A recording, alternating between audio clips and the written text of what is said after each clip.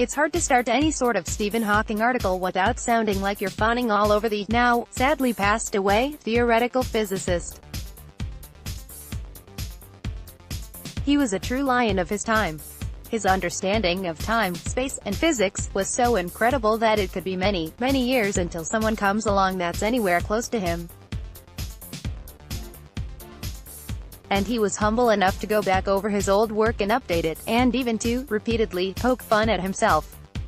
Not many super brilliant dudes can say that. On Friday, June 15, Stephen Hawking was interred at the prestigious St. Paul's Cathedral in London next to Charles Darwin and Isaac Newton.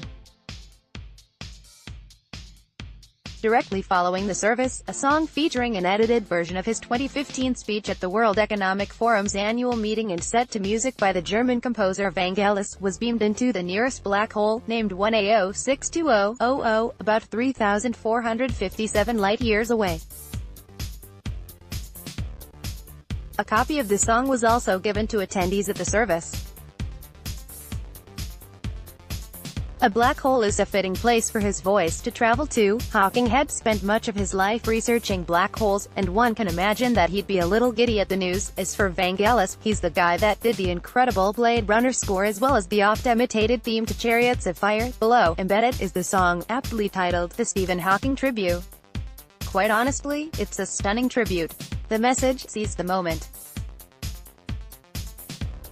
It can be done, is so needed, so necessary, so acutely accurate in these dark times, that it's hard to listen to the whole thing without tearing up a little. I copied the full text of the speech, as well. Godspeed, Mr. Hawking. I am very aware of the preciousness of time. Seize the moment. Act now. I have spent my life traveling across the universe inside my mind. Through theoretical physics I have sought to answer some of the great questions. But there are other challenges, other big questions which must be answered, and these will also need a new generation who are interested, engaged, and with an understanding of science. How will we feed an ever-growing population, provide clean water, generate renewable energy, prevent and cure disease, and slow down global climate change? I hope that science and technology will provide the answers to these questions. But it will take people, human beings with knowledge and understanding to implement these solutions. One of the great revelations of the space age has been the perspective it has given humanity on ourselves.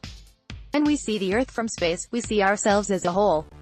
We see the unity and not the divisions. It is such a simple image with a compelling message. One planet, one human race. We are here together and we need to live together with tolerance and respect. We must become global citizens. Our only boundaries are the way we see ourselves. The only borders, the way we see each other. I have been enormously privileged through my work to be able to contribute to our understanding of the universe, but it would be an empty universe indeed if it were not for the people I love and who love me. Without them, the wonder of it all would be lost on me.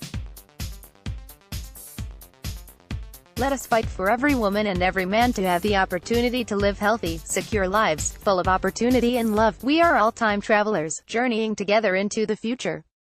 But let us work together to make that future a place we want to visit. Be brave, be determined, overcome the odds. It can be done. Michelle Thaler asked a NASA astronomer, how did Stephen Hawking change the world?